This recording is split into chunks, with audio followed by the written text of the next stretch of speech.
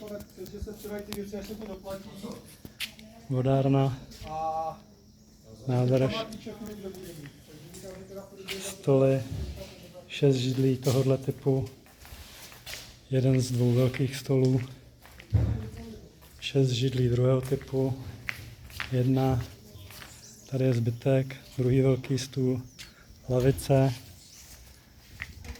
další stůl, bomba do kuchyně. Tady přes okno vidíme postel v jedné místnosti a 2 židle. Jdeme do druhé místnosti, kde zůstává lednice. Tady zůstává postel, tady zůstává stůl, další židle, navíc police ve skříni. Tady máme další místnost, další postel, jednolůžková, další stůl, židle. Tady máme koupelnu, kde je sušička, pračka, sprcha, bomby jsou ze spoda. Tak, tady je další velká postel. Takže tu máme celkem 2 velké postele, 2 malé postele s madracema. Je zodpovědný za cokoliv, co se tady ztratí. Za jakýkoliv šroubeček, za cokoliv. Podívej, Mně to je jedno. Za cokoliv. nikdo nic Rozumíš podepisovat tomu? nebude. Jste Ve normální smlouvě- podjebávači. My jsme vám navrhli včera, že odsud můžete vypadnout za našich podmínek. Vy jste Nabídli jsme potom vám, skočili. aby se neplatila A zase pokuta. jste tady podjebávači. Pořád Pořád podjebávači. musíme být poslední Celou slovo. dobu. Já jsem od vás za nic jiného nečeká. I Honza. On říká, zase to podjebou. Zase. Jasné.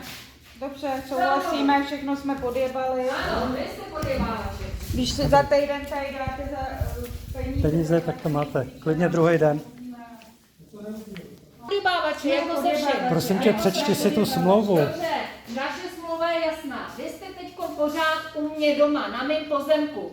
Jo. A pořád jste byli. Ano, Byli jste tady jak na hotelu, který jsem vám neúčtovala. ano. Celou dobu.